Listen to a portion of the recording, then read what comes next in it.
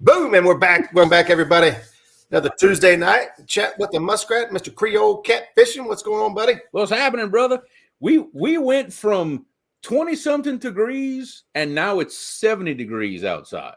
So Mother Nature is off her meds. Okay, somebody needs to wrangle that in. Yeah, it's been rough around here. We was in the single digits for a little bit, and we got a heat wave now in the 40s. So yeah, no kidding. Actually, we're dealing with freezing ice or freezing rain right now and ice. So you can't win them all. What are you going to do, right?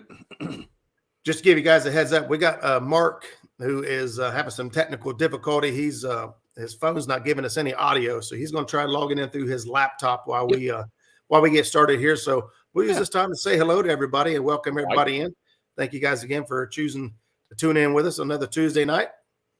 So I got to go back and see where there we go. Yep. That was me. Yeah. Oh. Well, I wanted to make sure I had my my Facebook page open. Oh, gotcha. So I could see everybody. But going back here, I see Mike Sampson at 12:30 this afternoon said he was ready to go. Ed Jenkins in the house after that. Dead Sea Pirates Fishing. What's going on? Thanks for stopping in. And Hawk Fishing's in the house. John Bowie's in the house. Uptown, Chrissy Brown, channel member. Thank you for your support, Chrissy. Thanks for stopping in. Appreciate you. 922 Crappie Barbecue's in the house. Curtis Cunningham's in here as well. Mr. Matt Stonefly 71. What's up, buddy? Harold Bolton, another channel member, supporting the dream over here. What's up, buddy? Mama's in the house. That's always good to see. That's what gives you a warm, fuzzy feeling inside. It does. And that's Catfishing's in the house. There's John over at River Cats Tackle. Thanks again, John. John sent me a package in the mail this week. Helped get me back to moving forward again, and as well as a couple other folks. I know. I debated about this, whether to make unboxing videos and say thanks to each and every person. And I'm going through a struggle in my head here. But Two Stands Fishing's in the house as well. Dan Barry Sports Highlights. What's going on, Jerry Parker? Lee Evans is in the house. What's up, Lee? What's going on, Lee? Neighbor right down the road, Jimmy Geiger. What's up, Jimmy? Along with Brandon, Catfishing Dreams. Listen while doing my physical therapy. Well, you stay true to the course and get healed up, buddy. We need absolutely, brother. We need you well and ready to rock and roll. Let's see. Dave Garcher's in the house. Rowdy Royal. Mr. Ted Ellenbecker says, good evening, gents. Thanks for stopping in, Ted. Appreciate you. Dale Hayslip's in the house. Paul Edmonston. There's Skip Cleavery Outdoors. Skip dropped a couple good videos this week. He dropped probably the most extensive reel breakdown video I've ever seen. Nice. It's a long video, but he doesn't leave anything out. And I don't know how many videos you watch how-tos, but it always seems like the part they jump over is the part that gives me a problem. It's that one thing. It's like, oh yeah, but how do they do that? And Skip did a Boo 6500 breakdown that, I mean, there's not a piece missed. So everyone break one of those down, put them back together, check out Clearview Outdoors. And then he also posted a PB video of him and his son. And I don't know. Nice. I'm just a big softy when it comes to father-son fishing videos. So go check him out. It was good stuff. Let's see who else we got in here. Donald Knight Sr. What's up, Don? Don helped me out this week too. He sent me some fishing line. I figure once we got everything going again, I'm gonna need some line. So some Andy Monster helped me out quite a bit. Mike Greenwell's in the house. What's up, brother? Mike. Let's see. Mikey's in the house. 205. I lost myself. It jumped. Yep, we got 205 Wild Action in the house. My brother Jerry Parker's in the house. My new fishing buddy, Brandon Fishizzle. What's going on, brother? Good to have you in the house. Fishizzle, also a channel member, and the big talk of the weekend, man, come pulling out a win for the Winter Blues at 0.1. 0.1. There it is. 0.1 pounds. There you go, man. Yeah, baby. See, we got Facebook user. Looks like it's Michael King tuning in. What's up, Michael? Thanks for stopping in. And as well as Bobby Parker. Thank you for hopping on over here. Trent Underwood's in the house. Mr. Zach Murray. We got the whole River Warrior crew. River Warriors. Oh, boy. Chad's in the house. Fields of Water. What's going on, buddy? Jeff Duvall. Thank you guys. Lance McCoo guy. There he is. What's up, Lance? Dad's in the house. Mom and Dad are there. Awesome.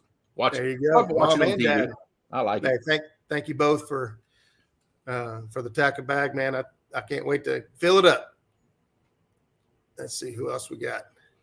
They got Bugman 22. What's up, Buggy? Who else? New name is Miss Lisa Swain. Yeah, that's a new one for me. Welcome in, Lisa. Welcome to the show. We'll get things rocking and rolling here in just a minute. I'm watching Mark in the background there. He's still struggling to get everything together. Gotcha. So we'll get it, though. We always do. Switching over to his laptop, so we'll give him a minute. Got a little river in the house. Let's see. My OG brother, 2 stands. What's happening? What's up, buddy? Let's see who else we got here. Got Greg Burgess in the house. What's going on, brother? Jello in the house. Let's see. Uncle Jeep, everybody's favorite troll. There he is. Hey, Danny Stone's in the house. What's up, Danny? Danny. I don't know how he could move. I seen that video he posted just a little bit, or picture he posted a little bit ago, chowing down on them. That's good stuff. Catfish, man, that looked good. Rob Fox in the house. Welcome. What's up? Let's see. Buckeye Catfishing. What's going on, buddy? Thanks for stopping in. Cat Claws Journey to the River Banks. I think that's a new one for me. Yep, Cat Claws maker of rod holders. Rod holders, yeah. Benoit Fishing Adventures, man. Benoit's been blowing up here lately. I seen there's a guest on Catfish Weekly coming up, and let me see. Pontoon Jody, what's happening, Jody?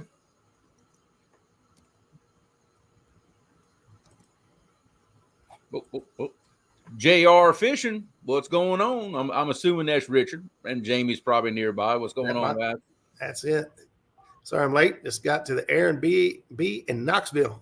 Ooh, They're everywhere. You can't put a drop a pin on them because they don't stay still very long. Nope. There's one place they haven't been yet, though. That's my place. Not yet. We're talking about it. It's in the works. Freddie, what's going on, brother? She says sand and foam for boards. Oh boy, Mark's backstage. He's having all kinds of technical difficulties. He's showing him backstage. We don't have any. There's no video or audio coming out of him. So we'll see what Brandon is talking about there. See, apparently, as part of the guide service, is when you come fishing with me, my dad also feeds you homemade gumbo and fried alligator gar, and sends you home with a care package of food. So it's part of the guide service. What can I say? 15 and a half hours. That's about 15 and a half hours. We done mapped it out. Hey, there's William Matthew. Thanks, Willie, for stopping in from Facebook. Appreciate you, brother. Let's see who else we got. I think we about caught up. Oh, look. Test drove a new truck. Okay. Uh-oh. Everybody's getting new trucks. I love it. Hey, I caught a break. I thought I was going to have to get a new truck. My truck was getting me all kinds of problems. And he said, Cool Cat said he wants to schedule his trip. I'll see what my calendar looks like. I'll see if I can book you in. Well, see, he don't need the enclosure and all that stuff down there where you're from. You guys got it made. I don't know. I'd have given a lot of money for a big enclosure that Saturday morning, man. That 26 degrees and 15-mile-an-hour winds. No. Look, there's Jamie. I knew talking about food, it would bring her out of hiding. See, there she is. What's going on, Jamie? Good to see you, girl. Yeah, Bobby, let me try to see if I can pull that up over here real quick. And hey, absolutely. Everybody's invited. Everybody's invited. I don't say no to anybody. Hey, Bobby, if you could send me the link to that real quick in my messenger, and that way I could pull it up easy for us. And we'll talk about that for a second. Poor Mark, man, he's still back here. He's got this all set up, man. He's doing seminars and things like that this year. I'm not sure what all events he's speaking at, which one of the questions we can bring up. Apparently, I'm going to add James to the list of the people that I can't complain about cold weather to. Yeah. Look at there, Chrissy Brown, member for 15 months. Thank you, Chrissy, that's awesome. For your support over here. We really do appreciate it. Thank you very much. Catfish Code. Yo, what's happening? He's double dipping. He got in from Facebook and on the YouTube side. There we go. Heck yeah. I like it. Give a thumbs up both places. River Catfishing. What's happening? What's up, Rusty? It's our brother Rusty Moorfield. He's got ice flowing down the river. That's not good. That's not good. All right. Mark says he's going to go back to try to phone again. Okay. So we're going to. But this is the part of live streaming right here, folks. At any given time, some kind of technical bug that nobody can explain, it'll happen. And it'll happen at the worst possible moment. I promise you. Well, I don't want to poke fun at him, but he did tell us that he's using the iPhone 5. Now, you can look at that one of two ways. Yep. One, that an iPhone 5 is still working after all this time. That is a long time phone. I don't know if I could ever hang on to a phone that long. So no, it tells you how well he takes care of his stuff. But I'm incapable of keeping one for that long. There's no way. Mark Mitchell says, "Let's go ice fishing." Hey, I tell you what, I got some pictures today from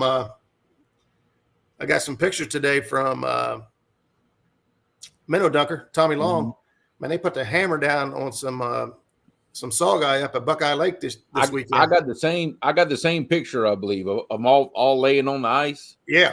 Yeah. That's what I told him. Heat the grease up. If next week's guests have problems, we're going to start blaming Roger and Creole. Everybody blames us anyway. Hey, that ain't nothing new. Hey, we got Kelly in here. Hey, Kelly actually uploaded a video for us. I don't know. Yeah, maybe you think we ought to crack it off now? Yeah, you know what? Yeah, let's hit it right off the bat, beginning of the show. Let everybody see his handiwork. Yeah, we got about 90 folks hanging out. I appreciate each and every one of you for taking the time to stop in here. But we're going to go ahead and roll this week's highlight spotlight reel. And that way, give Mark a minute to try to get things squared away. That way, when he does pop in here, we don't have to cut him off or shut him down. We'll be ready to roll. We'll be ready to rock and roll. So, thanks again for this. Come to you from Kelly Bullock, and we're going to.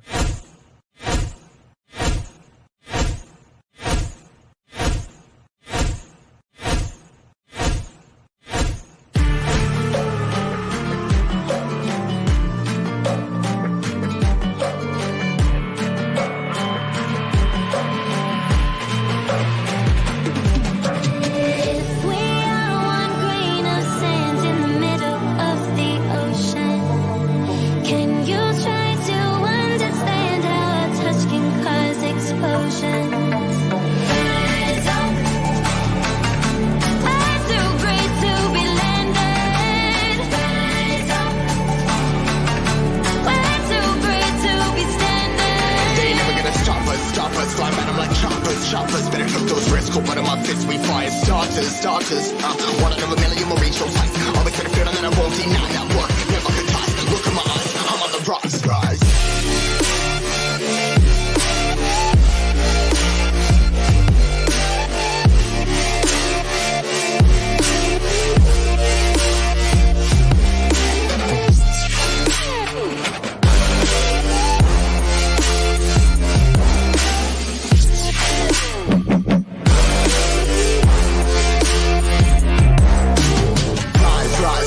Trying to make sense of it all comprised. Highs, spinning these skies. Never stuck there, feeling paralyzed, but I'm up now. We all too late to fall. Yeah, anyone coming, I'ma lift them all. Never look down when it's risk involved. They got guts, gotta learn, I gotta risk it all. Ain't got no feelings, we just floating. Yeah, I'm that grain of sand that made it out the ocean. A couple milli now, I'm causing a commotion. I've been coasting, hear my name around the world.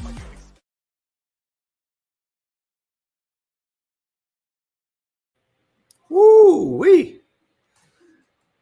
That was sweet. Yep. All right. You ready, Roger? Let's see what we got here. All right. How about it, Mark? Test. Can you hear me now? Yes. All right. Yes. That got it. Perfect timing.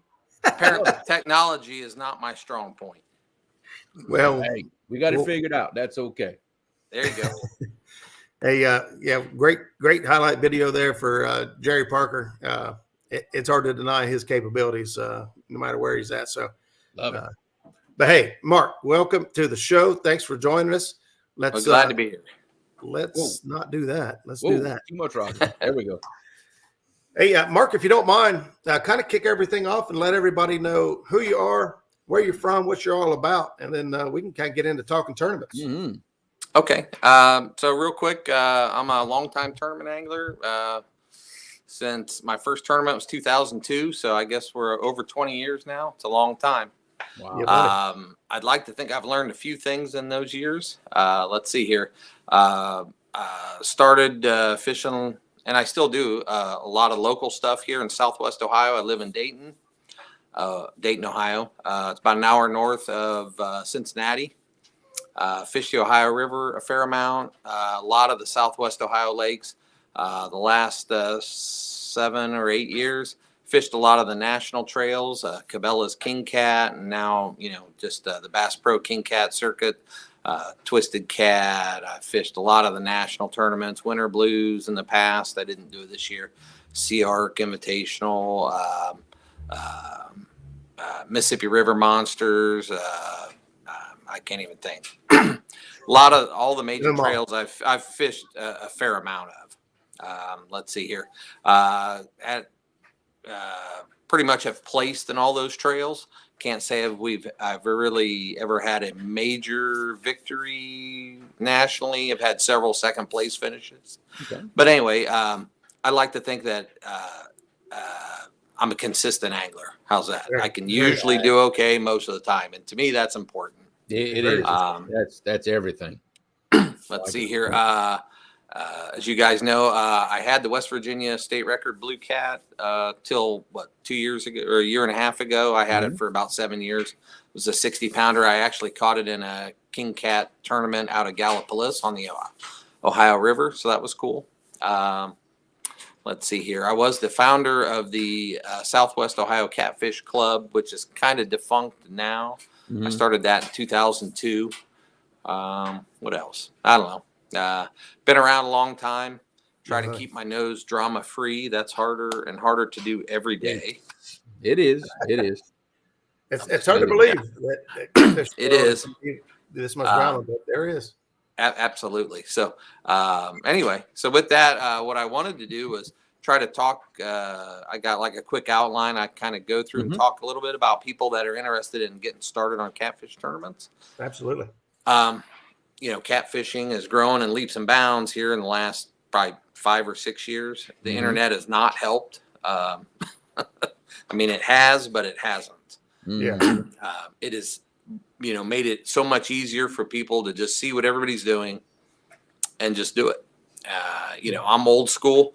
We learned this stuff the hard way and from years and years of experience. But what I'd like to do is talk a little bit about anybody that's interested in getting into some tournaments, some things to think about, some key things that I've learned over the years.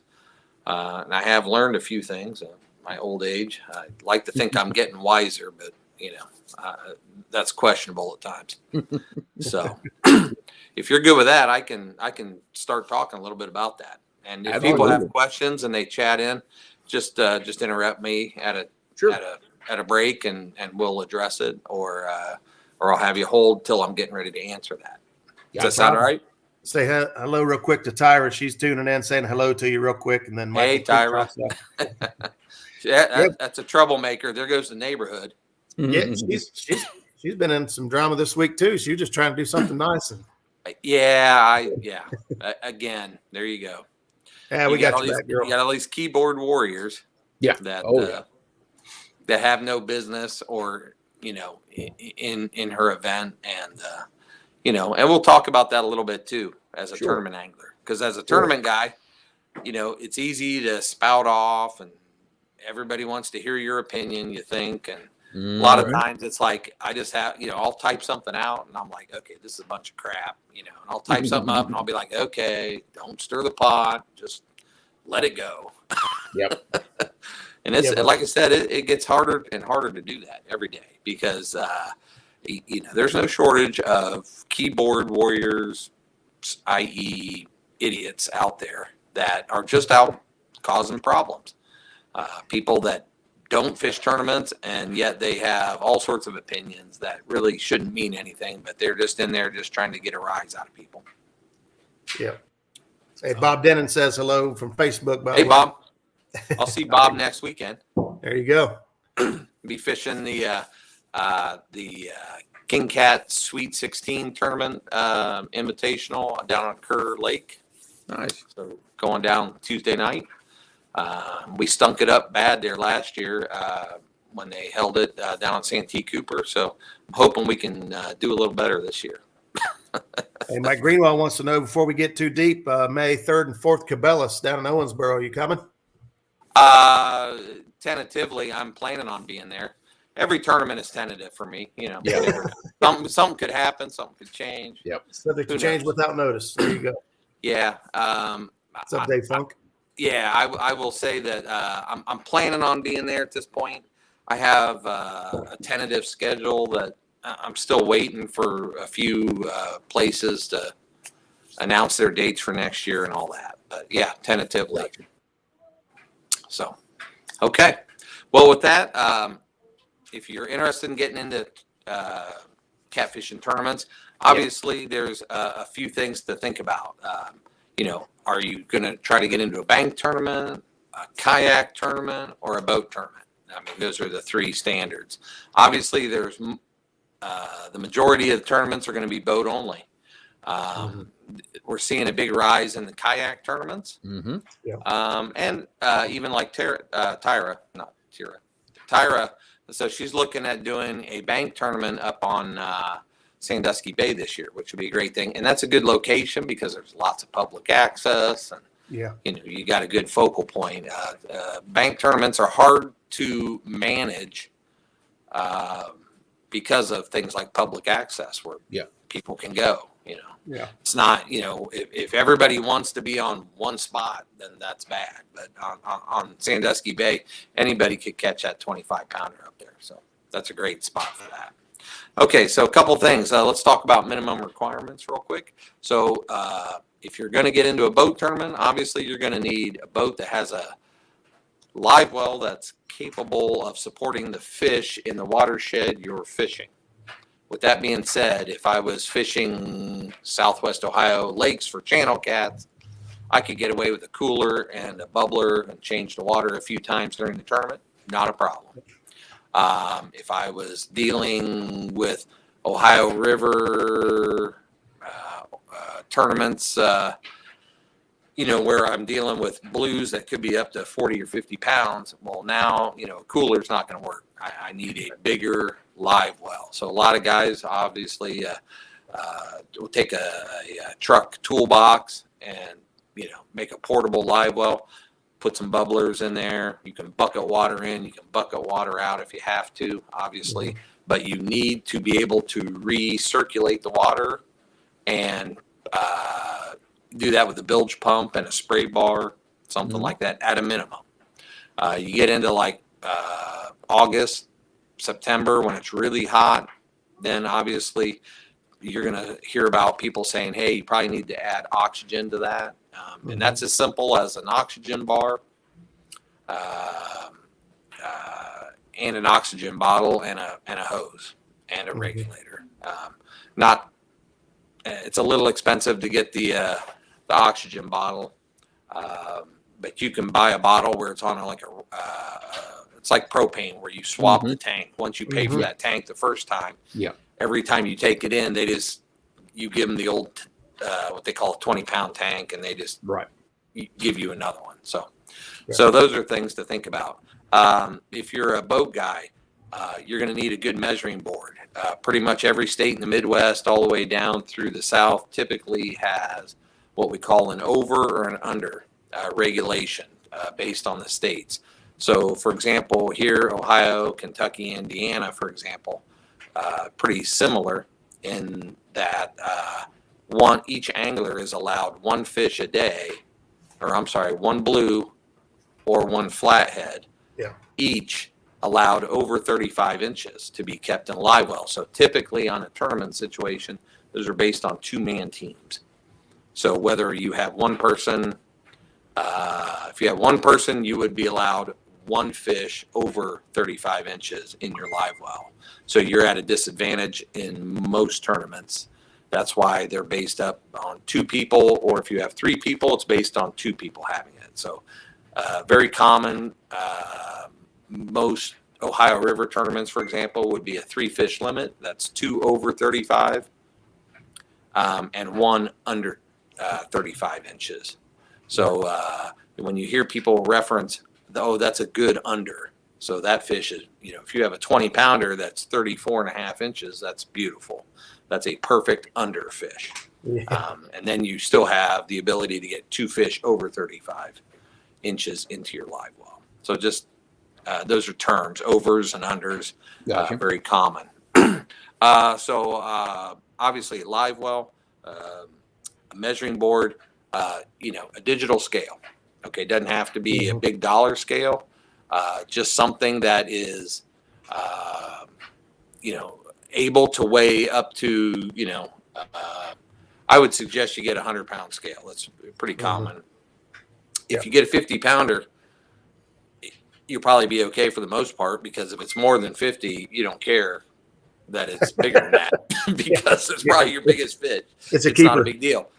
Chances are you're not culling that fish out at the end of the day. So that would be okay. And some people are like, well, if I get a crappy Bass Pro or, I get a cheap scale, typically they're consistent. Even if they're off, they're consistent. And for that day, you just need to compare A to B, which one is bigger. Sometimes people use what they call a culling bar.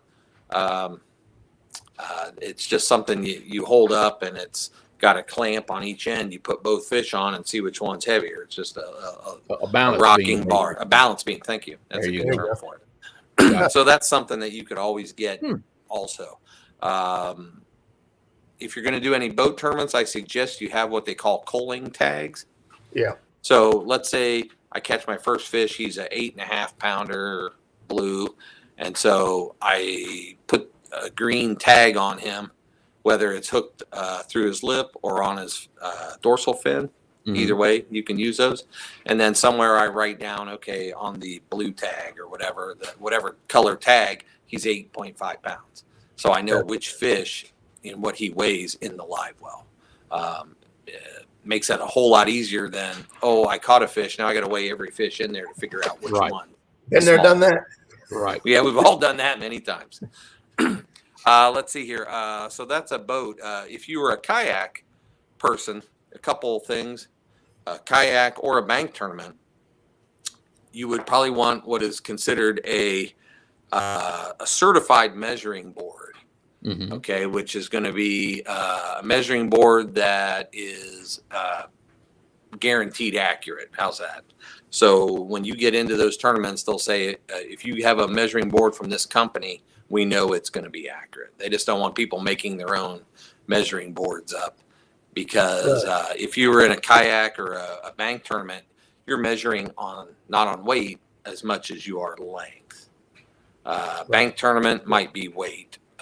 But kayak is almost always by length. So just some things to think about. If you're in a kayak tournament, you need access to a phone app, what's the one all the kayak guys use a lot? I can't remember the name of it, but I can't think it's of the not name. Fish Brain, or it's not Fish Brain, but there's one out there that most of the kayak tournaments use. Yeah. And so and then with that, you also are going to need to have some access where you go. A lot of places I fish, I don't have very good phone access. There you go. Fishing Chaos. There we go. Fishing Chaos. Fishing Chaos is one. Yeah. Thank you, Stan. I was there to look for it. So those are some things to think about as minimum requirements that you may need. Depending on each bank tournament's going to be different, whether you bring fish in a tote or a cooler.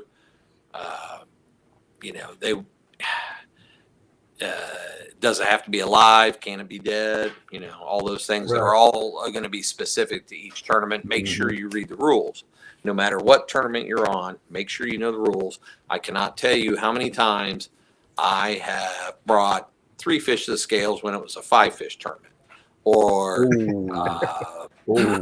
or maybe it was a 6-fish channel cat tournament and I brought 5. It happens because I'm fishing 10 different trails and everybody's got different rules, and you think you remember them, and that really gets you in trouble.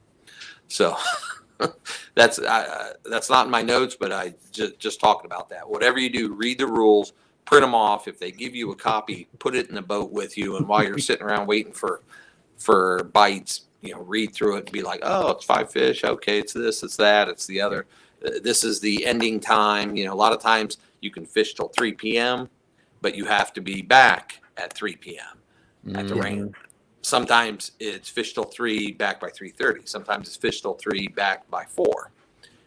And typically back means within sight of the ramp, right? Where people can recognize that you are there. So I got you. Those are some good things that over time you will learn when you get burned.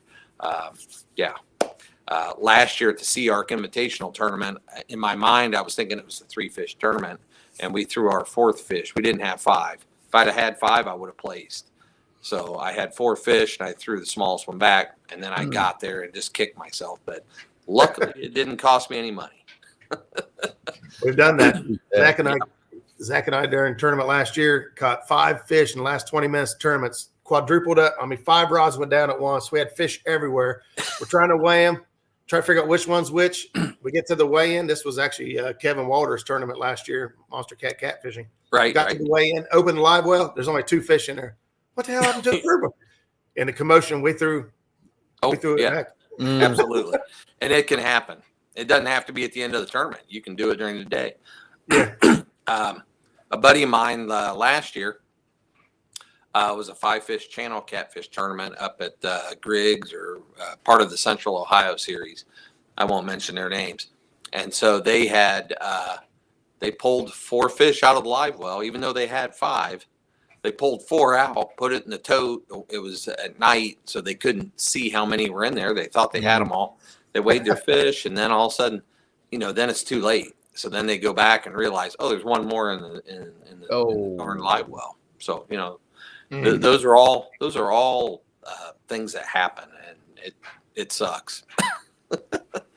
Yeah, because you're working hard trying to make things happen, and all it takes is a simple mistake. Right. All right, I'm going to keep moving. Go ahead. Let's talk about partners. So the vast majority of all the tournament trails are based on a 2 or 3 man team.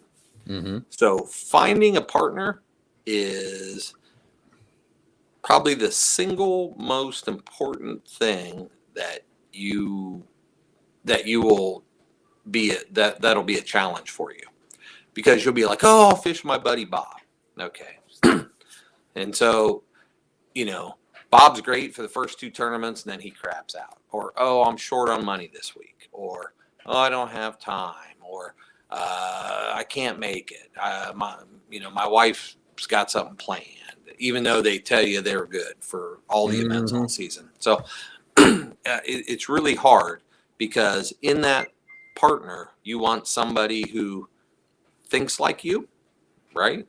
Is basically pretty close to the same fishing level as you are. And that's not the biggest one, because maybe you take the lead and you're like, hey, let me show you what to do. And that's good, because in that case, you just have one captain in the boat. Mm-hmm. There's nothing worse than what we call a boat bully. And that's where you bring somebody to fish with you because maybe their boat's in the shop. And as soon as they get in your boat, they just take over everything, and they act like it's their boat. And that's okay to a point, but they just bully you into changing away from your spots and what you wanted to do. And that can be a problem. If you've done enough tournaments, you guys know what I'm talking about. Yeah. Let's see here. Yeah, when you find somebody to click with and you guys are on the same page, that's one of the reasons why Zach and I fish so much together. We're pretty much on the same page. We don't really, there's times we don't have to really talk. Right. Exactly. Yeah, I fish with Ryan Lawrence. You guys know Ryan's from Nashville Cats Fishing for like the last 10 years. And so, we think alike, we learned alike. So, it's nothing for, if we're in Ryan's boat, he'll be like, hey, I think we should do that. And I'm like, yeah, let's do it. Let's start. That's plan A. Mm-hmm. And then we try plan B. And then after that, he'll be like, well, what do you think? And I'll be like, well, we tried this and that. Let's try some shallow stuff. And it doesn't matter how stupid it is. It's like, hey, you know what? My stuff's not working. Right. Let's go. And we'll give it 40 minutes or an hour. you know, and if that doesn't work, then it's his turn to pick a spot, and then it's my turn to pick a spot. You know, it's like, let me look at the map, let me just try something. And I can tell you not many times, but several times you get down to like plan G and all of a sudden you find some fish in the last hour, and then you're like, well, you know, obviously we zigged when we should have zagged, and you know, started here. Instead, in our minds, we were thinking, oh, let's go deep, and now the fish were shallow or whatever. So that's another thing. But when you get to partners, the way I have always done it, and most of the guys I know that are successful teams, is everything is split right down the middle, 50-50. So entry fee, 50-50. Ryan lives in Nashville, so if he drives 6 hours to an event in his boat and I drive 2 hours in the car, I figure out what my car gas was, and we figure out what his boat and truck gas is, and then, you know, that way we're both paying the same amount for gas. We do that all the time.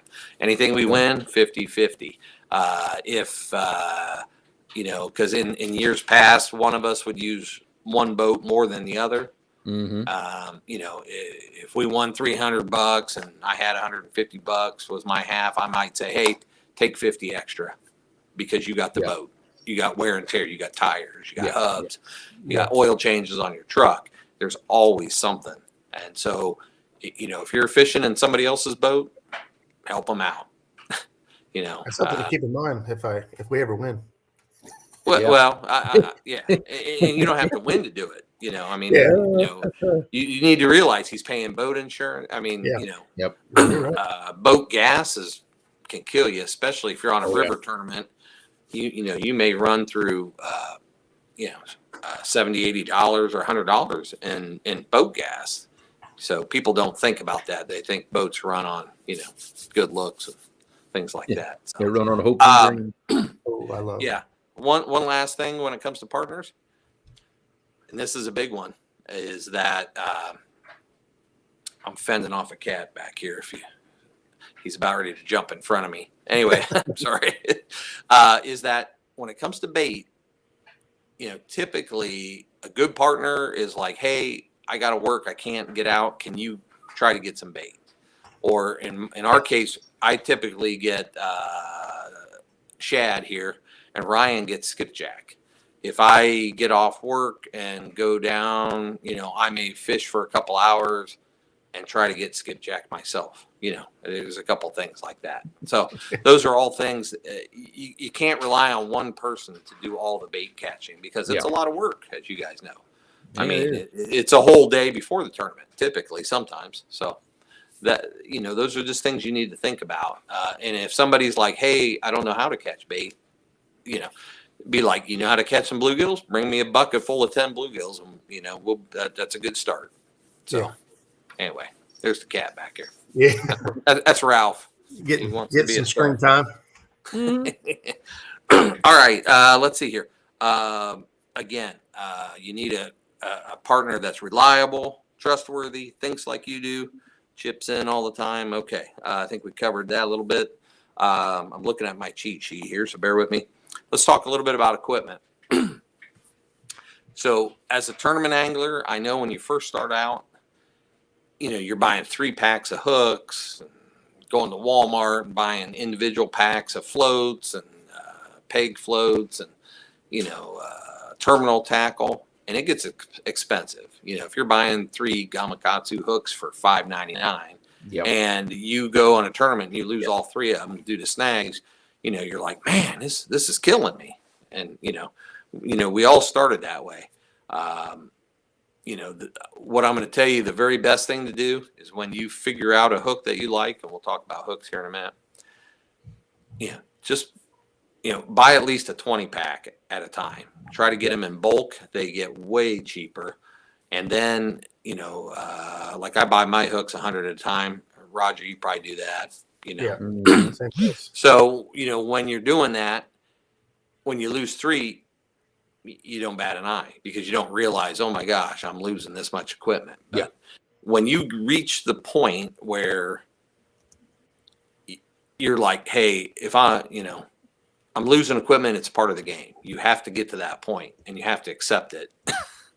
And I mean, it's nothing because I like to drag baits. And I mean, man, I'm like, oh, look, there's an underwater forest over here. Let's head that way. You know, if one of us isn't constantly breaking off or retying rigs, you know, I'm not where the fish are at.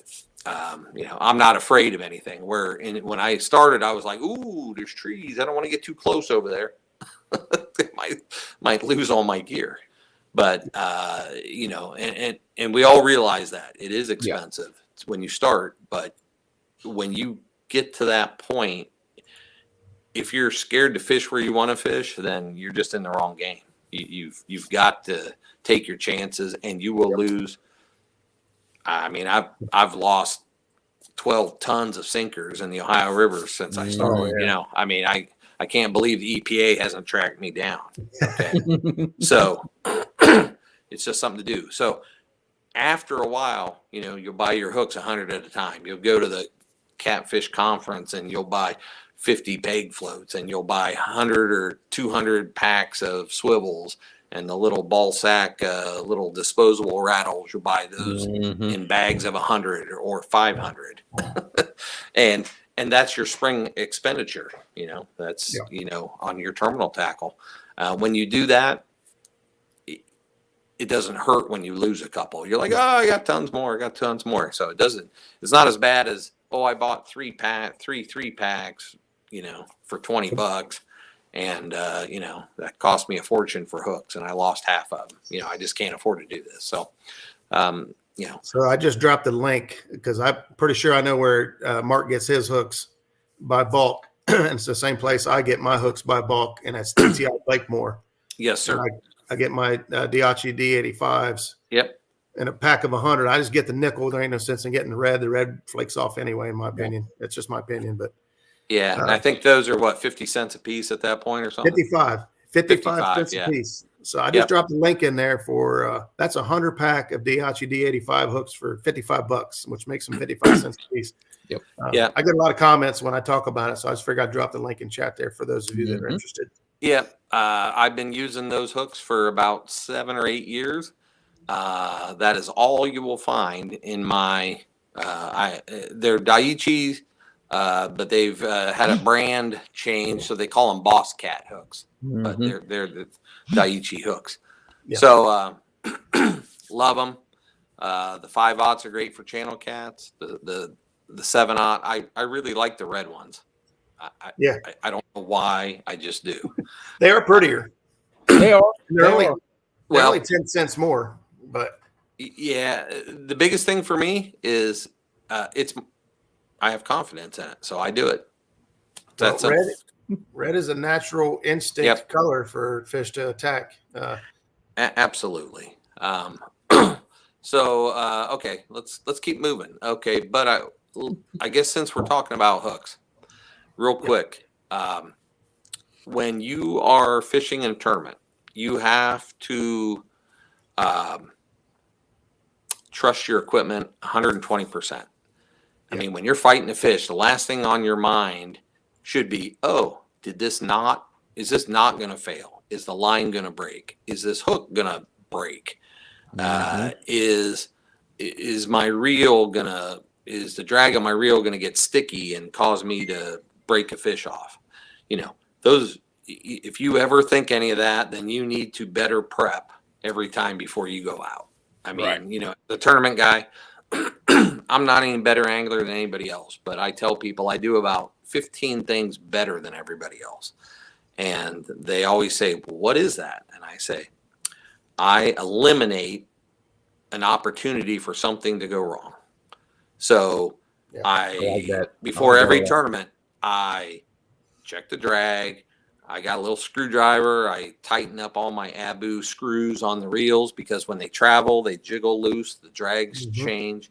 So even though the night before in a hotel, I'm retying every rig using clean hooks, fresh hooks, double checking everything, retying everything because I'm eliminating something going bad. So that's how I look at that. You know, if I retie everything, So with that, I have 120% confidence in those hooks, in my knots, in my reels. You know, What making main line are sure. you using, Mark? Somebody's I'm asking. sorry. What On main the line line. do you use?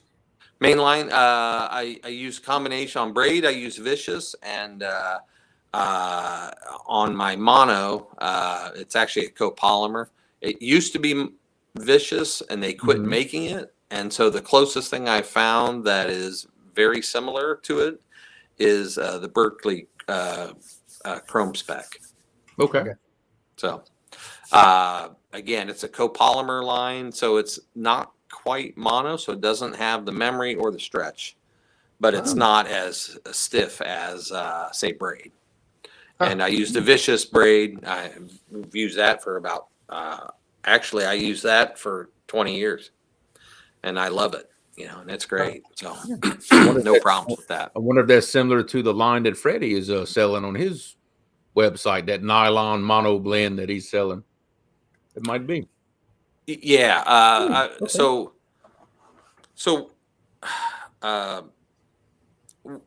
when it comes to hooks, reels, even rods, and fishing monofilament and braid, you know, there's only 3 or 4 companies in the world that make each of those. The majority of them. Right.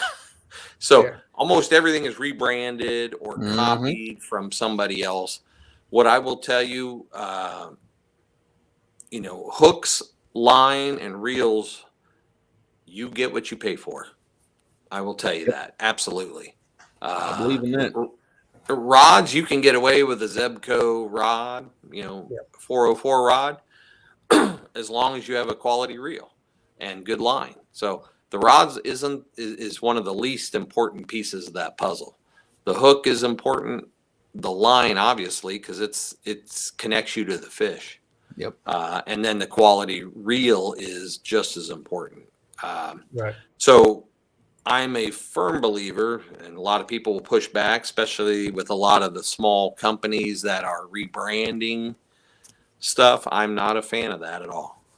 You know, I tell you, if you're going to get a hook, I don't care what hook you use, but stay away from the cheaper Amazon, made in China hooks. Stick with a name brand. I don't care what name brand it is. Stick with a name brand. They're the ones that have done all the research on the designs. They've done all the research on the styles, and you know, then other people copy it, and you know, it's kind of crappy in that regard. Plus, when people buy rebranded hooks, they're usually seconds. I'm just going to tell you. One of the big hooks out there had seconds, and people would bitch and gripe about them all the time, and you know, and they would say, "Oh, those are this brand." Well, they were that brand's seconds. So there's a reason why some of those hooks were not very good, even though they were the same. These companies will buy them in bulk, and then they'll offset them with a pair of pliers or things you don't like want that. Yep. Yeah, and then they're junk. Yeah. So those are some things. Again, you got to trust your equipment. Moving on. So when you first start off, you know, you got a Mad Cat rod, you got a B&M rod, you got a shark rod you got in your uncle's garage, right? I mean, you know, you got whatever you got, and you're trying to rig them up so that you can get 3 decent rods.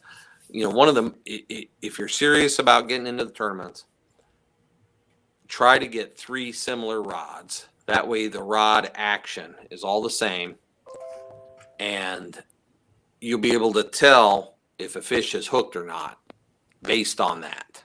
Okay. So that's very important. It's just one of those things that when your equipment is similar, at a glance, I can tell, oh, you know, how that rod tip is acting, whether or not that fish is going to be hookable or not. Instead of me thinking, oh, wait, that's my stiffest rod. Let me think about this, you know, or, oh, that's a flimsy rod. And you know, oh, that fish doubled that one over, but he's if it's a flimsy rod, that's not a big deal. But if you doubled over my stiffest rod, then I know that that's a better, fish. So when a fish is biting, you just have a tough time remembering which one's which. So that's a problem. So, okay. Let's see here. What else? What I would tell you is try to learn electronics, learn to use your trolling motor. Yeah. Learn to use your fish finder, even if it just means finding structure. Okay. I mean, Roger, you'll probably agree with me here. The majority of the time when I'm tournament fishing, I'm not looking for fish. I'm looking for, there's a ledge. There's a rock pile. There's wood down there. I'm looking for things that, it's 10 foot deeper here than it was right behind me, all of those things, or there's a hump here or whatever. That's what I'm looking for. And I'm going to fish where I think the fish are, not where I see fish. That's just something that you'll learn over time. Especially when you're like, okay, I'm pretty sure the fish will be on a ledge. Maybe the river's high and the fish are hiding over these ledges. You just know that's where the fish are at. I'm not going to drive around all day looking for a ledge that's got the biggest fish on it. Now, I mean, I could do that. That could be one plan of attack, but typically I'm just going to go where I know these ledges are or where the structure is. So, let's see here. Obviously, things like rod holders, planer boards, topographic maps, learning how to read like a navionics map is important. Yeah. Try to do some research ahead of time before you get to a place, and just, in your mind think, okay, if I'm a fish, because I always tell people, you got to think like a fish, you got to think like an animal. Where is prey going to be? Where can I catch bait fish?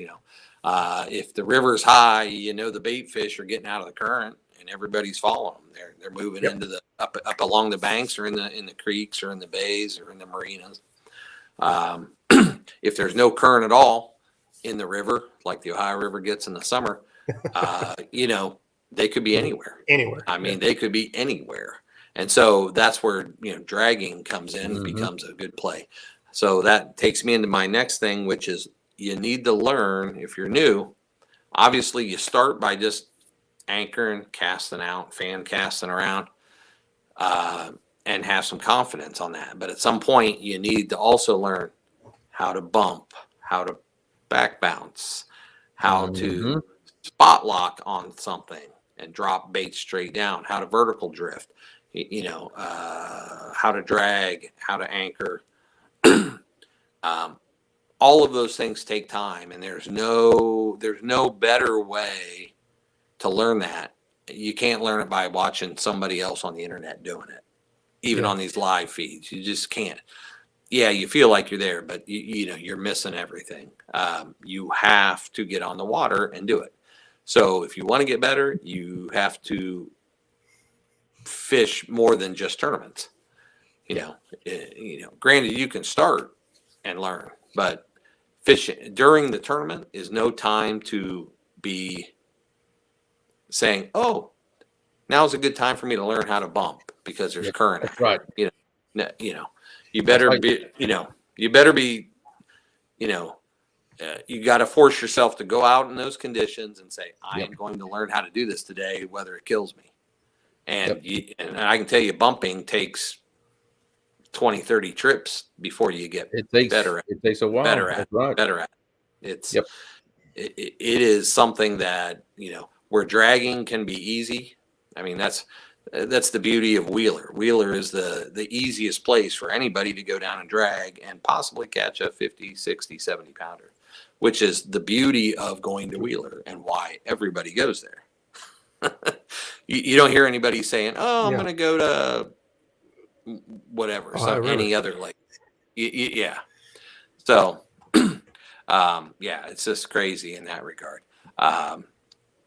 So those are some good things to think about. Let's see here. I know our time's getting a little short here. Let me hit some closing things. Time on the water. I mean, you just have to go out and every day you got to figure out what's going on. And then you have to adjust. If you're in a tournament, you better have a time management is a good plan. So like when I tournament fish, if there's good current and we're starting by anchoring, when I put my last rod out, let's say that sixth rod goes out and I engage it and I tighten it up, I look at my watch and I'm like, okay, I figure out about 16, 17 minutes. If we don't have a fish by then or a good bite by then, man, we reel them in and we go. Now that's me. Some guys like to sit there for half an hour, 40 minutes, but in the tournament, you can kill yourself doing that. What's worse is you get these little bites that keep you going, like, oh, maybe, they got to be good bites. And when I take newbies out, their idea of a good bite and mine are completely different. I'm like, dude, I'm not even moving till that rod gets smoked. Yeah. Yeah. So those are things to think about. Best advice I would give you is fish with as many people as possible that are already doing it, because they're all better than you and they're going to teach you something. And then as you learn from a little bit, you pick up a little from this person, a little from that person, a little from this person. And then you develop your own system of how you're going to fish. Those are good things. Yeah, Chad wanted to remind everybody he taught you everything. He knows. He did. That was a short day. He did. Actually, Good one. it wasn't him. It was D. D is the master. Now the truth. Yeah. Chad's a pretty good net guy. So There you obviously go. D has trained him well. So that's been good. Yeah. I love it. Yeah. Andy Let's Warwick see here. here says hello. Also, he has a comment here. Stay after the tournament and learn. That's what I was getting ready to say is at the end of a tournament, don't ask people where they fish. Just say, what type of water did you fish? Yeah. Why? Okay. And because most people, some people are real dicks, but most people are good. Most of the anglers are good, and they'll say, oh, you know what? We had high water. And so I had a feeling that they might be up against the bank. So I fished on brush piles or wood piles right along the bank. Mm-hmm. And, I hit 10 of them today and 3 of them held fish. There you go. So, you got to keep those things in your mind. What else here? Let's talk about this. So there's a whole herd of new people getting into the sport. Yeah. And there's this gimme attitude like, oh, I'm entitled. And people hear that and they never think it's them. But when you get out on the tournament trail, you'll find out that there's a bunch of new people. And my advice to you would be, don't be part of the problem, because there's a ton of people who have no morals or ethics out there trying to figure out a way to bend the rules without breaking them. There's a bunch of people out there that, you're set up getting ready to drag, and they'll put their boat with 1 minute before the start time and they'll jump right in front of you and start dragging. Mm-hmm. It's like, and I've talked to these people and, I confront them, because I'm just like, dude, really? Well, come on. And if somebody beats you to your spot that you think is your spot that you own, go find another spot. I can tell you one trick up your sleeve. Yeah. Right. Yeah. Every tournament we have a game plan. But for years, me and Ryan fishing together, we never go to where, people will be like, oh man, there's high water. Everybody's going to be in this deep hole. And, everybody's fishing the whore hole is what we always call it. Right. Mm-hmm. And, we would rather get our butt whipped than go fish with the masses. In our mind, it's like, I don't care. I'm going somewhere else. I am not going to do what everybody else is doing. I'm not going to be the guy that the day before a big tournament, I'm going to pre-fish and catch everybody else's fish. People do that. And they're like, oh, so they'll see you sitting on a spot for 3 days, kind of guarding it. And if that's what you need to do, then do that. But don't go catch somebody else's fish. I mean, that's not ethically or morally right. If you got extra bait and somebody doesn't, help them out. I mean, I have given more bait to people. I have lost to my bait so many times it's not funny. I don't care, because it's good karma. You do what it is. It's an old school thing, and there's this new school mentality that is just it's ruining catfishing. And y'all's mothers didn't raise you to be that way. That last year at the gathering, I gave my bait away to a guy at the tournament, and he beat me with it. Well, yeah, I've done that many times. That's what I'm saying. So for my plan is to catch a cooler full of jumbo shad here this weekend if the rain removes all the ice, and I'm going to supply a third of the people down at Sweet 16 with shad.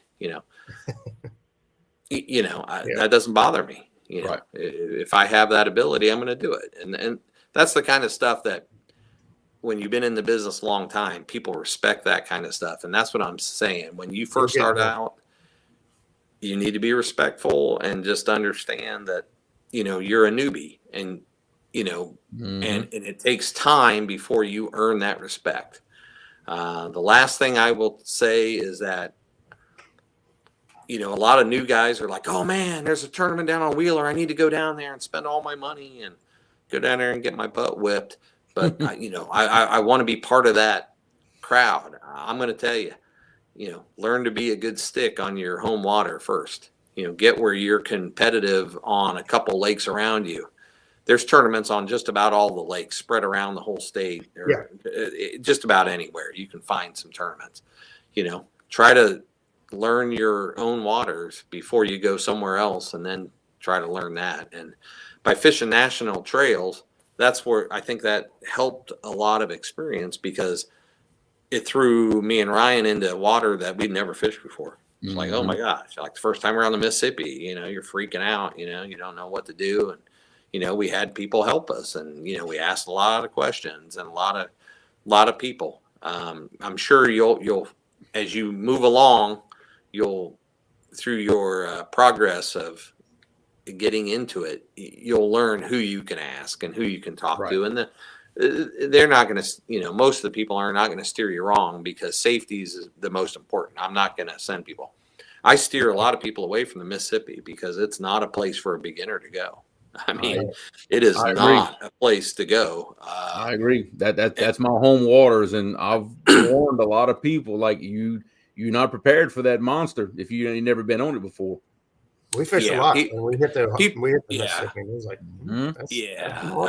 but between the current, even at low water in July and August, I mean, that water is still cranking up 4 or 5 miles an hour. Right. Sticks in the outside bends, and you get a 42 tug barge coming up river, and they're lined up behind them, one after another. I mean, man, it is no place to be. Plus, I always tell people, I'm like, once you get half a mile or 3/4 a mile away from any ramp on the Mississippi, there's zero phone service. So you better make sure you got a marine radio. Some safety things like that you learn, because if you break down, all you can do is float down, 50 miles to the next bridge, because there ain't nobody. There ain't no houses. There's nothing for miles. Middle of nowhere. That floodplain's 20 miles wide. I mean, it's crazy. So, all right. So with that, let me be quiet and see what kind of questions some people have, or anything like that. Well, one of the questions I have was, talking about the difference in how you fish on tournament day versus going out and having fun. The mentality or the hustle, or, how much effort, what is it? What's the difference to you, fun fishing and game day fishing? There's not much difference for me. I'm competitive, and if I'm fun fishing, I may be like, oh, here, you grab the rods, but I mean, I'm still doing my best to find fish, trying new stuff. That's what I'm trying, new stuff. I get something on my mind, and I'm like, okay, I'm going to go here and try this, or try a new rig, or I'm trying to confirm that that I am really the fish are really where I think they are. That's important. I don't know if you know late last year, I got my U.S. Coast Guard guide license. So I'm going to do a little less tournaments this year and start picking up guiding. Cool. You know, There you go. and try to help people learn. Obviously, I'll still be doing some tournaments, obviously, a lot of tournaments, but I'll be guiding a lot of local lakes for channel catfish and doing some Sandusky Bay and also the Ohio River. So, so I look forward to that. Yeah, it'll be Wildcat guide service. So with that, Wildcat. Wildcat. That's Oh, right. Boy. I like None it. of the, yeah. Now, Mark, I know you normally speak at a lot of seminars and different I things. do. What kind of schedule do you look like you got this year? Yeah, I'll be doing Saturday and Sunday at both the Cincinnati Fishing Expo and also the Columbus Fishing Expo. And one of the talks I'm doing is Intro to Catfish Tournament. So this has kind of been a rough draft of some of that stuff. And also I'm going to talk about myths of catfish. Myths of catfish. That sounds like a good show. Yeah. So that'll be good. So anyway, yeah. Real Is the quick, Cincinnati one this weekend coming? What's that? Is Cincinnati this weekend coming? No. Oh. Cincinnati is in March this year. It was early last year. It's in March. I got you. I don't have my schedule right in front of me. Real quick, I'd like to just shoot through my list of sponsors. Absolutely. Absolutely. Because obviously, I'm sponsored by B&M Poles. They've been great to me. Boss Cat hooks, Smackdown rod holders, multi bars. Let's see, Spread 'em planer boards, Vicious line, River Rats rear repair. So all of those companies have been wonderful to me over the years. I will say there's a lot of companies out there that are great companies. I'm not knocking anybody. These companies have just been good to me. So their products all work great. I have that 120% confidence in it. So that's very important to me. So Catfish Code Willie says, hope you make it to a couple of River Rats tournaments this year. It's always a pleasure seeing you. Yeah, every year I try. I watch your stuff and I try to get down there, but there's always something. There's so many tournaments anymore. It's just so hard to. I think we're gonna try to hit those guys this year. We dabbled in. They had some good. They had some really good weights. That's a pretty good stretch of river. I know it a little bit. They had some really good weights down there a couple times this year. I was really impressed. So I don't know that stretch of river very well, but that's what's going to push me to be better. Well, there you go. That's exactly right. Don't be afraid to try new things and new water. Just don't do it on tournament day. Yeah, well, the Clearview Skip says Mark Wildcat Blauvelt. Yeah, there you go. That's me. Captain Channel Cat. That's my middle name. Captain Channel Cat. Yeah, that's and we need to do a show and talk just about channel cats because what most guys think of when they think about tournament anglers, and they thinking most guys just go out and target big blues and flatheads. And Mark's passion really is channel cats, and he is one of the best that I know of out there that consistently catch a monster in numbers of channel cats, and that's what he enjoys. I'm gonna shift it around here real quick. Here, hold on. Go ahead. I got to get closer to my charger. Hold on. Before I run out of juice here. You're fine. Give me 2 seconds here. I still find it strange to me that up until a few years ago, I didn't know channel cats got over 10 pounds. I didn't even know that until I started hanging out with you guys, and y'all catch 20, 30-pound channel cats. That's unbelievable for me. Yeah, more like 10 to 20s. How's that? That's still way bigger than any channel cat I've ever seen down here. I promise you. Well, I will tell you this. There is out of all the species, the last thing I ever want to grab in a live well that's been sitting there resting for 3 or 4 hours, waiting to plan his escape is about a 12 or 13 pound pissed off male channel cat. I'm telling you, there's nothing meaner because you'll grab him. He'll clamp on your hand. You're not letting go of him. He's got you. And he'll do the alligator roll and he will just destroy you. And that's wild. And I'm on the opposite scale of that because I've been trophy catfishing for 5 years now. I've caught 4 channel cats. 4. Oh, wow. There 4 you go. in 5 years. Go figure. Pound for pound, man. I think they're awesome. Yeah, well, it never fails. Every time I go to the Mississippi, I catch a channel cat, and Ryan makes fun of me. I'll be bumping out in 60 feet of water and be like, oh, And there's find a a 5-pound channel channel cat. So, yeah. So, any other questions? I'm trying to keep up here. If anybody's got any more questions from Mark before we go, we still got over 100 people hanging out and watching tonight. Oh, great. I do have one question, and this is for me personally. I've decided this year that I'm going to fish my first, what I call a show up tournament. You know, I've done the YouTube live stuff and everything. I've competed and everything, but I've decided I'm going to fish my first show up tournament to represent, you know, my team asked me to represent them. But the one I chose to fish is in local waters for me. It's in the northern part of my stretch of the Mississippi, but it also happens to be the biggest tournament of the year. It is the Mississippi River Monsters in Vicksburg, Mississippi, the Megabucks tournament.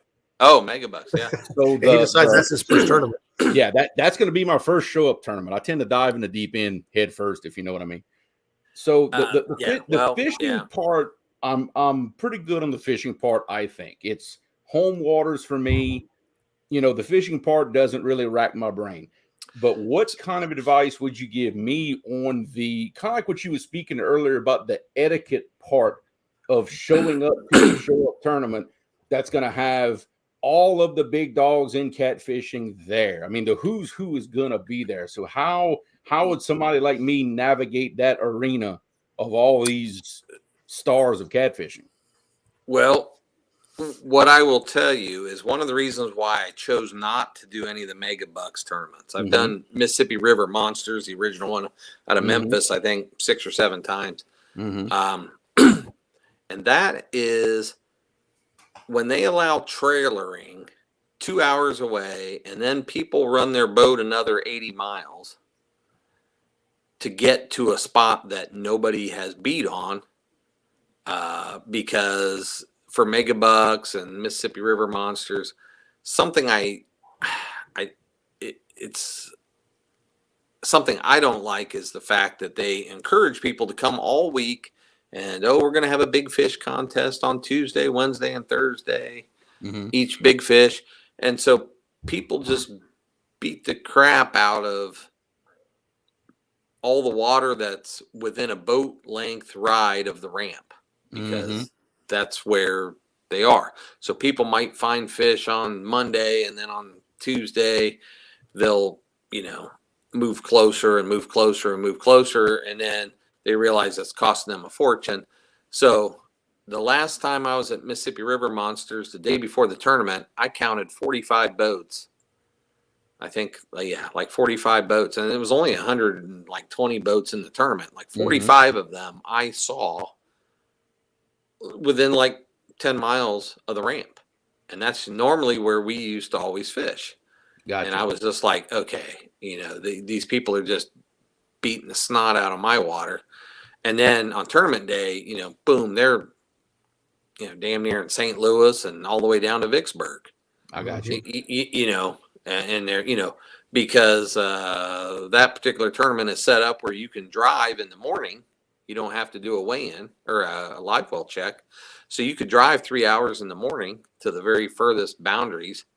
And then these guys anymore, a Dynasty's got, I don't know, 50 or 70 gallon gas tank now. In the old days, the very first year we fished Mississippi River Monsters, every Pro Cat 200 or 240 had 5 gallon gas cans on the back of it. To be able to make a long run. And we're like, isn't that weird? Because those guys were all running 40, 50, 60 miles away. Yeah. And, so that's what I don't like, because what I don't like is now not everybody is fishing the same water for the tournament. Yeah. And I just don't like that. For the Megabucks here, you've got to put in Vicksburg. You can't trailer anywhere. You can make a long run, but those guys will, and you'll see where guys are running 80, 90, 100 miles in their boat, because they can do it in the morning. They can leave at 2 in the morning and take their time and get down there and work their way back. Or they figure, hey, if I get 3 hours of fishing in my honey hole where I found a bunch of big fish, I got 5 or 6 hours to get back. and that's what they're doing. And it's just not. I just don't think that that's a level playing field for everybody to be able to do that. I would rather see, like here in the Ohio River, typically, boundaries are in that same pool, for example. Right. Yeah. If you fish on Wheeler should be the boundary, not Right. Wheeler and Wilson. Right. And, on the same day, because one day, one lake always fish better than the other one. So, to me, as a tournament angler, I think everybody should be fishing the same water. And, if you have a smaller boat that doesn't have a 100-gallon gas tank, then that's, the guys that have that will say, well, they could buy that, Yeah. But to me, that's just not fair. And then the fact that they encourage people to beat on the close fish, that just steers me away. Something I've learned in all these years of tournament fishing is that, I want to fish where I want to fish. I don't want to go where I'm like, man, I don't want to go there. I just, I've never done well there. I've never, you know what I mean? Because from the get-go, your brain's not in it. You've already beat yourself before you get there. But if it's at Cape Girardeau or at Memphis in the old days, I'm like, man, I'm in, because I love fishing the Mississippi River. It's very challenging and technical, and that's what I love. Hey, got a question from Andy Ward. He's asked, do you like the big scene or do you like the local events more on tournaments? Well, there's a place for both. I mean, I love the local tournaments because it's more at a club level. It's fun. You get on the phone and you talk a bunch of crap to everybody all day. You don't know whether to believe them or not when, if they, right. And then, and that's fun. I think the club level is where everything starts and where people should really, start and work their way up. Nothing against you going to Mega Bucks for your first tournament, but that's the extreme. That's what I'm saying. Yeah. And that's the only local event that I have anywhere close to where I live. So I'm limited to, let's say, the events, and because there's nothing else in my area except the Mega Bucks, and now King Cat's doing a tournament in New Orleans, and I live halfway between the two. There you go. Isn't there a group that fishes out of Vicksburg and Greenfield or whatever? There's a small group. They had done a tournament last year around Natchez, Mississippi, which is south of Vicksburg, even closer to where I live. They did one event last year. Had a disappointing turnout. They didn't have a lot of people show, and I don't know if they're doing anything this year. I'll be honest. Well, maybe that's your calling. Might be. Start a little club group. And here's the deal. In the last 3 years, so the word got out. A bunch of us longtime guys all knew for 10 years that there was a bunch of fish down south. And now I hate to say it, it's like, really, the internet has come through and killed another fishery. Just hasn't happened yet. And then don't think the commercial guys don't watch everything we do. Oh, I know. I'm telling you, half the commercial guys that you see down in your area are from Ohio, Indiana, and Kentucky. Well, not Ohio, but Indiana, Kentucky, Illinois. If you really look at those trailers when you're at the ramp, you'll be like, huh, that's a weird trailer. It's really long. And you'll see those guys and you'll be like, well, why is somebody from Illinois down here? Well, because there ain't nothing left up here. They've taken them all. So, just keep your eyes open. Corey Jeffers wants to know if you're fishing his event over in Gallipolis this year. I am tentative on that one because I'm not sure. It's up against one of the King Cat events. I can't remember which one. So I would like to do it. I mean, I like fishing Gallipolis. It's a lot closer. So I'm still bouncing around trying to figure out where exactly I'll be each week, especially when there's a couple of bigger tournaments in places. But I want to, and it looks like a good time. It's a great water. King Cat last year I took 4th, and the year before at King Cat we took 4th and had 2nd big fish 2 years ago. Or no, maybe we had big fish. I can't remember anyway. And obviously I caught my state record there, so I'm a little partial to that area. Got you. Although I will tell you, I either do well or I just get my butt handed to me down there. It's one or the other. Okay. There's no in the middle there. Yeah, I fished against you a couple times down there. And it's feast or famine. Well, Stands wants to know how you feel. Yeah, Binks tournament. And that's always a good time to do. Yep. Yeah. So I think that's Stands wants to May know how you feel 10th. about online fishing tournaments.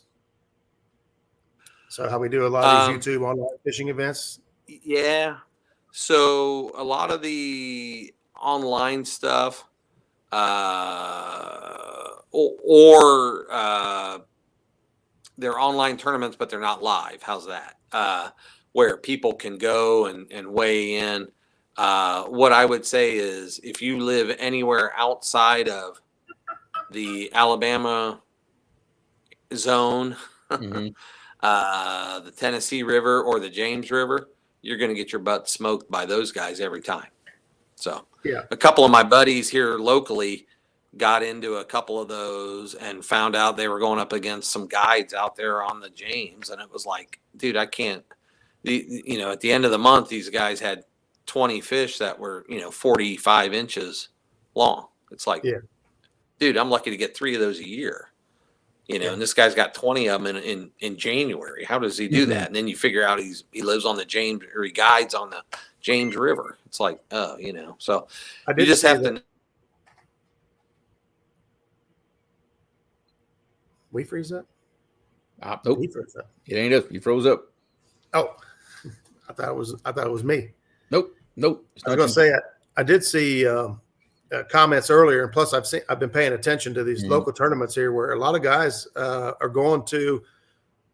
For folks that don't have like big live well capacities, they're doing like the kayak, weight or length regulations. So like with the bump boards and stuff. Yeah, the bunk boards and things like that. And so I think that's really awesome. I know that some of the Hoover local stuff up here is doing that. Actually, Bobby sent me I just lost it. Sent me a local tournament that we got here.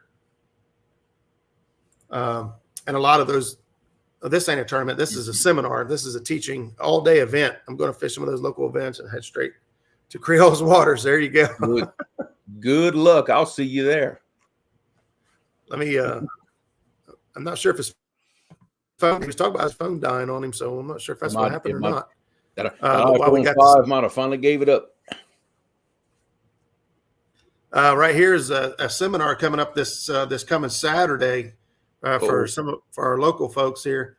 It's at Walnut Springs Middle School. What's that? I bet his phone died. Yeah, he dropped out completely. Yeah. They got speakers all day long. This is an 8 to 4 p.m.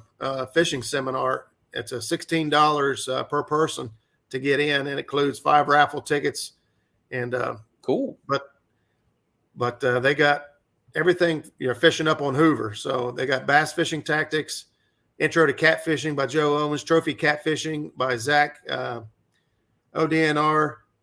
Surveys and overview of Hoover Lake fishery, which would be really awesome. Saw guide tactics, crappie fishing, trolling accuracy for depth control and contact more fish. Hoover slabs, seasonal patterns and live scope, and trolling for saw guy. Also introducing the Kayak Academy. This is all day 4-session course designed some of the best fishermen around. So I'm busy. I got plans on Saturday. That would be a really good event to attend. It would but any of you local guys, I know Justin's in here and some other local guys here as well. It'll be a good event to attend. I can tell you that I talked to Joe and Zach last year about some of the findings and some of the conversations that happened at this event last year, especially with the ODNR, and it was mind blowing. some of the information that was learned through this event. So a good event. I wish I could attend it. I don't think I'm going to be able to, though.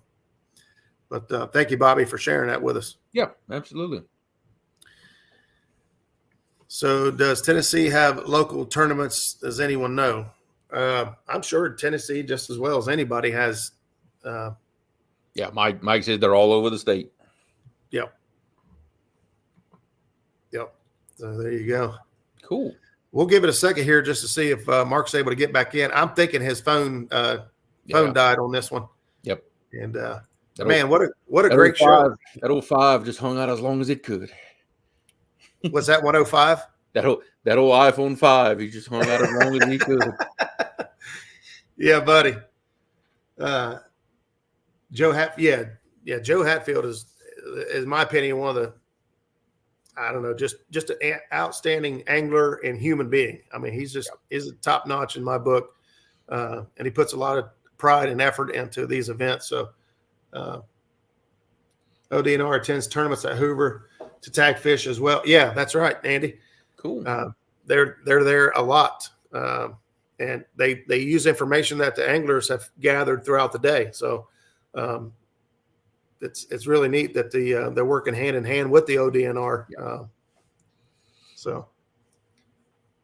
Let's see who else we got there. Making sure we got everybody. Stan said he broke his phone with that question. Bringing up the live tournaments. That's it. Oh man, the phone couldn't handle it. Yeah, Joe's awesome. Well, yeah, we got to get Joe on here one day, and Dave Funk, if you'd ever do a show, I'd love to have you on here. I don't know. Mm-hmm. He's like he's like all-time Hoover legend. I know, right? And he's just an awesome dude. I got to hang out with him and talk some here and there. I like Dave. See, what do we got next week? Oh, next week we got Pat with it used to be Real Beast. Now it's I almost said Real Beast. Twisted Tackle Catfish. Tackle, yes. Not Twisted Catfish. Twisted Tackle. That's right. Twisted Tackle. Thanks, Bob Denon says he enjoyed the show. The link was at the top of the chat tonight. If you guys have not taken the time to vote for your favorite talk show or your favorite or the most educational show, there's still time. If you haven't voted yet, of course, if you've already voted, you can only vote once. That's right. But if you haven't, links up at the top. Be sure to take time to go through and choose your favorites. Hopefully we make the list, but if not, absolutely, we appreciate everybody coming in no matter how long they stay. But with that, we'll probably go ahead and close things down and let you all get on out of here. Thank you guys so much. We still got 84 people and hanging out with us. It feels terrible just to go, but I know we both got to get up early and get rocking and rolling. Appreciate you guys being here. We'll see you next week with Pat. And we'll be back here next Tuesday night. Same cat time, same cat channel. Good night, everybody.